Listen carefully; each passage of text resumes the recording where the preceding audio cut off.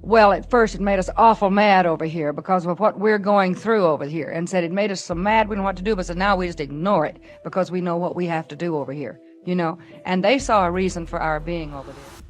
Dale Evans has always been the queen of the West, the picture-perfect cowgirl icon who seemed to live a fairy tale life beside Roy Rogers, the legendary king of the Cowboys.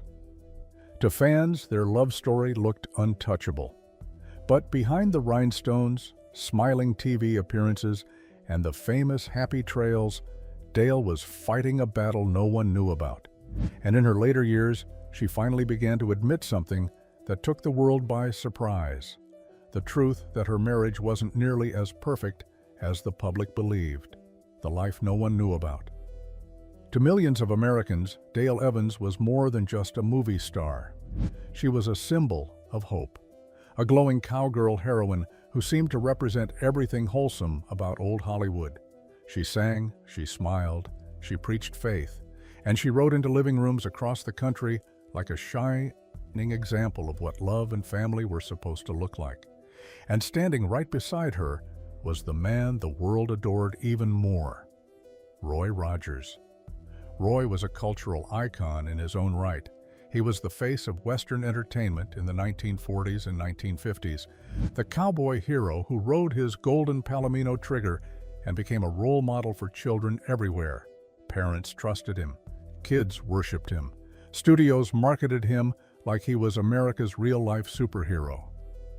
So when Roy Rogers married Dale Evans, the world branded them the perfect power couple. Together, they became unstoppable.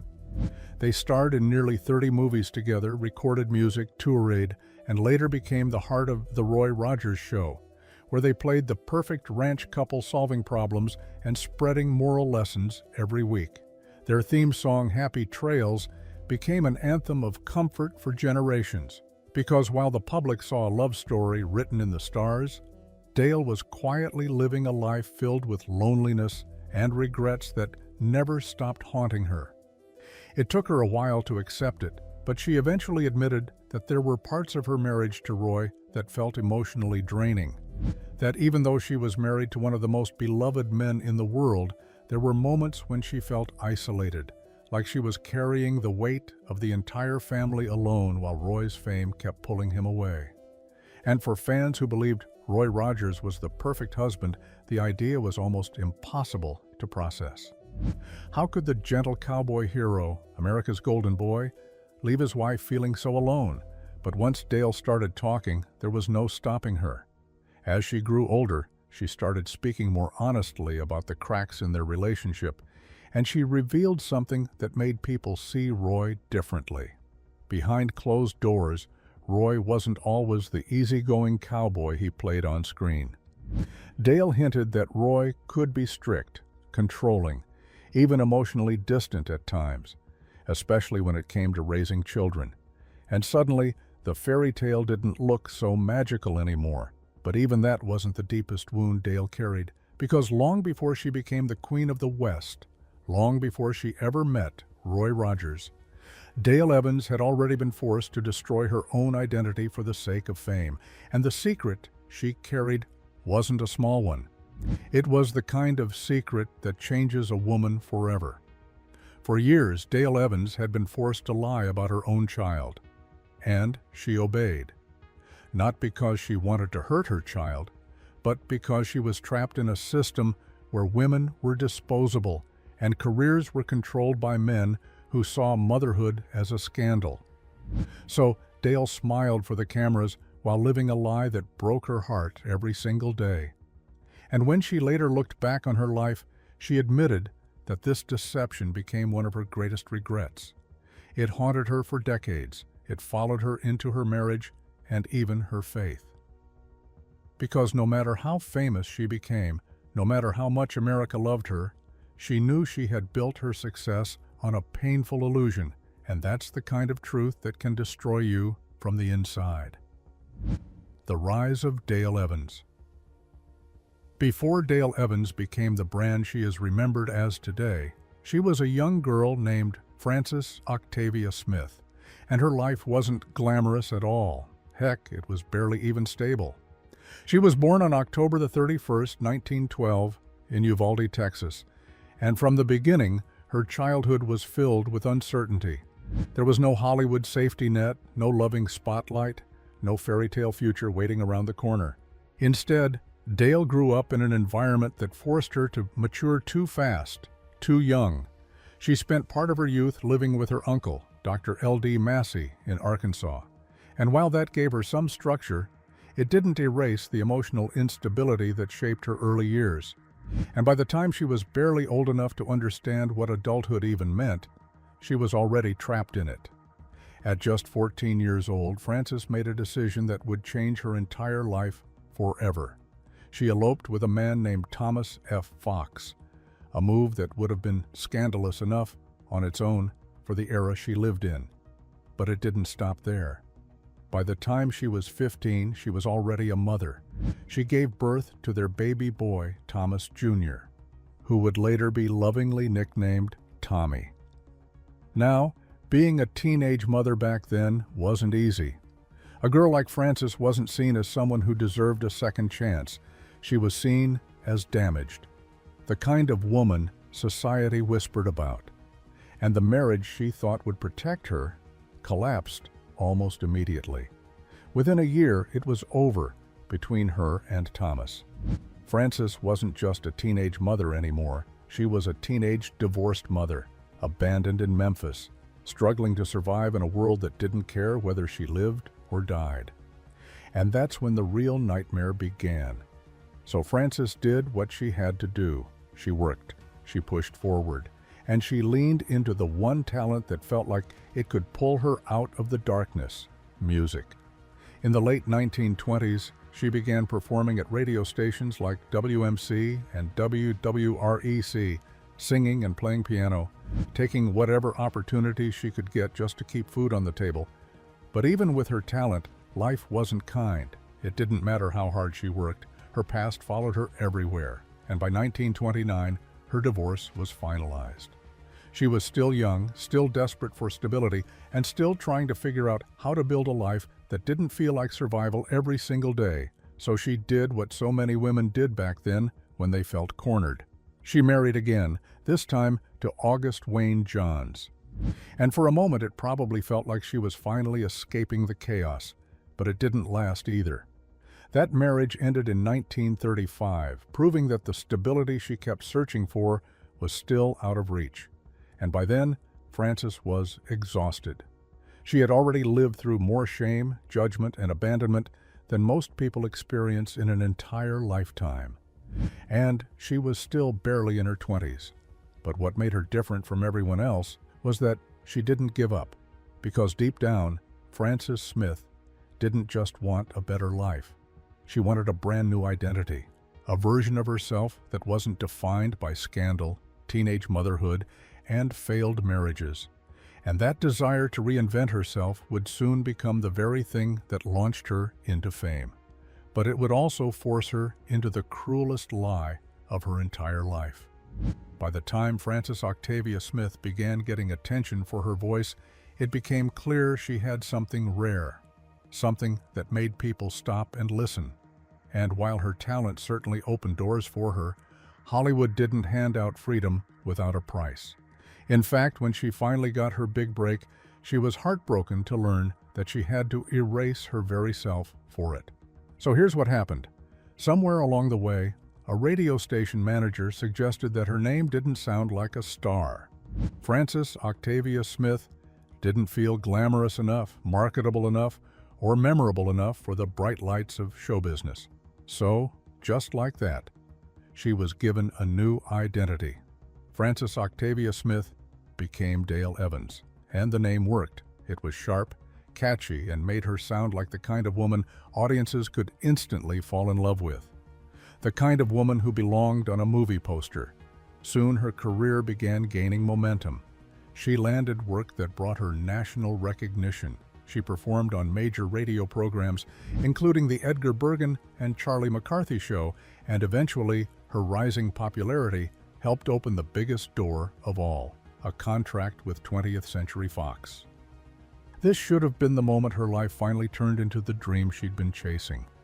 But behind the scenes, the studio wasn't interested in the real Dale Evans. They were interested in manufacturing a fantasy, and that fantasy had one major problem: Tommy.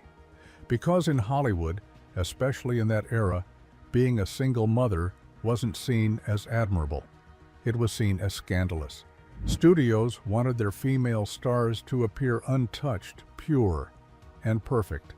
And the truth was, Dale Evans couldn't fit that image. So the executives gave her a choice that wasn't really a choice at all. If she wanted fame, if she wanted to keep her contract, if she wanted to survive in the studio system, she would have to pretend her son wasn't her son. And the lie they came up with was brutal. They demanded that Dale tell the world that Tommy was not her child. He was her younger brother. And Dale went along with it because she understood the truth of the machine she was trapped in. Hollywood cared about profit, and in their eyes, a fallen woman didn't sell tickets. So Dale did the unthinkable. She smiled. She played the role. She let the world believe she was something she wasn't. Even when it broke her internally, she knew that this was yet another role she had to keep playing to survive. But that lie rewired her entire identity. Slowly, the studio executives started taking control of what she told the public about herself and what she was allowed to be. She had to look a certain way and act a certain way to land roles, but back then, she didn't have any other choice. So you can't really blame her. An impossible romance. By the early 1940s, Dale Evans had finally done what Hollywood told her she needed to do. She had reinvented herself. She had buried her past deep enough that even she sometimes had to pretend it didn't exist. And to the public, she wasn't Frances Smith anymore, the struggling teenage mother with heartbreak written into her history. And on the outside, it looked like her life was finally falling into place. Her voice was her golden ticket. She wasn't just a pretty face in a studio system full of them. She could sing. She could perform. She could command attention. She was becoming known for her warm sound and effortless charm, the kind that made audiences feel like they already knew her. But even with the contract, the costumes, and the Hollywood attention, Dale still wasn't fully safe, because she knew how quickly this industry could turn on a woman, and she knew one wrong headline could destroy everything she had built. That's why Dale became an expert at survival. She learned how to smile through pressure, how to hide her exhaustion, how to walk into a room and pretend she wasn't carrying a lifetime of secrets. But then something happened that changed her path completely. In 1944, Dale Evans was cast in a film that would quietly alter her future forever, a movie called The Cowboy and the Senorita. At the time, it probably seemed like just another studio assignment that would pay her well. Another Western production meant to entertain audiences hungry for escapism during wartime America, which was an art that Dale had perfected. But this wasn't just another role, because this time, Dale wasn't being paired with a random leading man. She was being paired with the biggest cowboy star alive, Roy Rogers. Roy Rogers was already a household name, the kind of man who didn't just play a cowboy. He was the cowboy. He had the perfect smile, the calm voice, the heroic presence, and the rare ability to make people believe that everything was going to be okay. And the moment the cameras started rolling, something clicked. Because the chemistry between them wasn't forced. It wasn't awkward. It wasn't the usual studio-manufactured pairing. It was natural and easy. The kind of connection audiences could feel through the screen, even if they didn't understand why. And suddenly, Dale wasn't just acting in a Western. She looked like she belonged in Roy Rogers' world, and that mattered. Because for the first time in her career, Dale Evans wasn't just being dressed up to play a role. She fit it perfectly and didn't feel like she was being untruthful while doing so. She became the perfect complement to Roy's cowboy hero persona, witty, charming, confident, and warm enough to soften his tough guy image. And Hollywood noticed immediately. But studios didn't care about love, and what they saw between Roy and Dale was a goldmine. The public loved them together.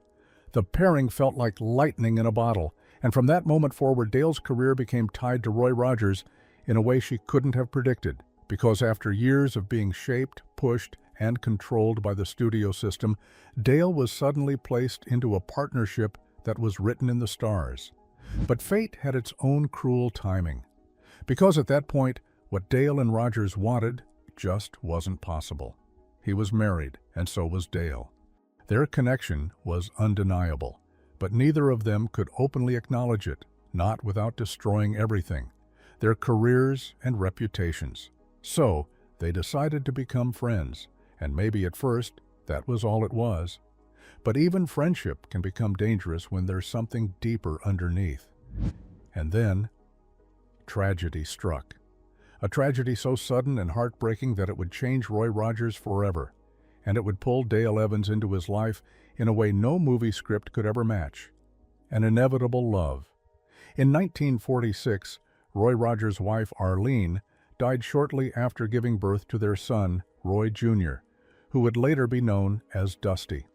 In that moment, Roy went from America's sweetheart to a grieving husband and a devastated single father, left alone with children who needed him, while the world expected him to go on about his career like nothing had happened. His pain became something people watched from a distance, something the press whispered about, something fans pitied him for, but no one wanted to actually give him a break. So Roy did what so many men in his position did. He tried to stay strong. He threw himself into work, and that's where Dale Evans came in. Because Dale understood heartbreak, she understood loneliness. She understood what it felt like to keep walking forward even when your world was falling apart behind you. So she didn't approach Roy as a starstruck actress. She approached him as someone who recognized pain when she saw it and became his biggest support system. The bond between them grew in a way that wasn't flashy or scandalous. It grew through grief, through long conversations, through shared exhaustion, and through the kind of emotional understanding that only comes when two people have both suffered. And Dale was there as a constant presence through it all. And over time, that presence became something Roy didn't want to live without. Because for the first time in a long time, Roy had someone beside him who wasn't demanding anything from him, someone who wasn't asking him to be perfect, someone who wasn't expecting him to be the king of the Cowboys every second of the day. With Dale, he could just be a man, and slowly, the friendship became deeper, more intimate, more undeniable. In 1947, Roy Rogers knew that he didn't want Dale Rogers as a co-star or a friend. He wanted her to become his partner, his wife. But Roy wasn't the kind of man to propose in a quiet restaurant or write a romantic letter under candlelight. No. Roy Rogers proposed in the most Roy Rogers way possible. According to accounts, Roy proposed while sitting on his famous horse Trigger moments before riding into a rodeo arena in Chicago. Imagine that. A massive crowd is waiting. A spotlight is about to hit. His cue is approaching, and there he was, perched on the most famous horse in America, asking Dale Evans to marry him like it was the most natural thing in the world. That's how surreal their romance was. It was dramatic, bold, and almost cinematic, like their real life had started to blur with the movies they were filming. And Dale said yes because she had spent her entire life searching for stability, something solid, something real, something that didn't vanish the moment she trusted it. And Roy Rogers represented exactly that. So on December 31st of the same year, Roy Rogers and Dale Evans married at the Flying L Ranch in Oklahoma, where they were filming Home in Oklahoma. And it wasn't the flashy, over-the-top Hollywood wedding gossip columnists expected. It was simple and private. But even then, it was one of the most high-profile Hollywood weddings of all time. From that moment forward, Dale Evans and Roy Rogers weren't simply two stars working together. They became a brand and a dynasty, and the public ate it all up. Fans were obsessed. Studios were thrilled. The media crowned them as the perfect Western couple, and the public couldn't get enough of the idea that Roy Rogers, the nation's beloved cowboy hero, had found love again after tragedy. It was the kind of story people wanted to believe in. The cost of a fairy tale. What the public didn't realize was that Dale Evans was stepping into more than a romance. She was stepping into a complicated family situation, a life filled with children who had already lost a mother, and a future where she would be expected to fit right in and settle into the role of a perfect mother and wife. And that was anything but easy for her. Together they built what looked like the ultimate American family, a blended household filled with children, faith, and old-fashioned values. Over time, their family expanded even more through adoption and fostering, welcoming children from different backgrounds into their home. To fans, it was inspiring. But behind closed doors, it was exhausting. Because Roy, Zoe, and Dale were raising these kids under a microscope. Every move they made was judged. Every parenting decision had to match the spotless image America demanded. And with their fame growing, the pressure to be a perfect Christian family wasn't optional. It was the only option, and that's just the beginning. In 1950, Dale gave birth to their only biological child together, Robin Elizabeth Rogers. But joy quickly turned into heartbreak when Robin was born with Down syndrome and serious medical complications. Now, in the 1950s, disabilities were treated like shameful secrets. Families were often encouraged to hide children like Robin, institutionalize them, or pretend they didn't exist. But Dale and Roy refused. They loved Robin openly, even when whispers followed them everywhere. Yet tragedy struck again. Robin died in 1952, just before her second birthday. The loss shattered Dale emotionally and spiritually, leaving her questioning everything she believed. Instead of collapsing in silence, she did something no one expected. She wrote Angel Unaware in 1953, sharing Robin's story in a way that forced America to confront disability with compassion. The book became a movement, turning Dale into an advocate long before society was ready for this kind of inclusivity. But Dale was never known to follow the crowds anyway. Just when it seemed like the worst was behind them, tragedy returned in 1964. Their adopted daughter Debbie, only 12 years old, was killed in a horrific church bus accident. This wasn't the kind of pain fame could soften. Dale later admitted the grief nearly destroyed her. She was consumed with guilt, replaying every moment and wondering if she could have prevented it. The death reopened old wounds from Robin's loss and pushed their family into another emotional collapse. Unable to live surrounded by memories, they eventually left their Chatsworth home and relocated to Apple Valley, California, settling at the Double R Bar Ranch, a fresh start that still couldn't erase the trauma. But what carried them through it all was faith. After so much loss, Dale became outspoken, bold, and politically active, speaking publicly about Christianity. To some, she became a hero. To others, she became controversial. But what most people didn't realize was that her strong public faith became the only way to make sense of all the loss she had experienced in life. By the late 1950s and 1960s, Dale Evans had started evolving from a Western movie star. She was becoming a preacher, a woman who was clinging to God as her life depended on it. And maybe it did. To fans, Dale's faith was always part of her charm. She spoke about God the way other celebrities spoke about their work, naturally, confidently, and without hesitation. But after losing Robin and later Debbie, her Christianity didn't stay in the background. It moved to the center of everything she did. And that's when the public started seeing a side of Dale Evans they weren't prepared for. She began speaking at massive rallies and events, openly pushing for religious values to return to American schools and politics. She famously spoke out in favor of bringing back mandatory school prayer, insisting that children needed spiritual guidance more than ever. She aligned herself with conservative movements and even supported Barry Goldwater, the Republican presidential candidate known for his hardline political stance. Dale didn't just support him quietly, either. She campaigned publicly, using her celebrity to amplify her political voice.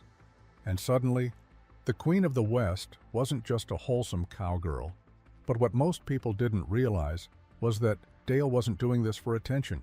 She wasn't trying to start fights. She was trying to survive. And the more she preached faith to the world, the more she convinced herself that suffering had meaning, that God had a plan, that her tragedies weren't pointless. But while Dale was becoming a public warrior for Christianity, her home life was quietly becoming more complicated than fans ever imagined. Because the stronger Dale's faith became, the more pressure she felt to maintain the image of being America's perfect Christian wife. And that's where the cracks in her marriage began to show. To the public, Roy Rogers was the ultimate gentleman, a cowboy hero who never cursed, never drank, never looked cruel, and always rode in like a protector. He wasn't just a movie character. Roy Rogers was treated like a real-life moral compass. But Dale later admitted something that shocked fans. Roy wasn't always that soft behind closed doors. In private, Roy ran his household with discipline.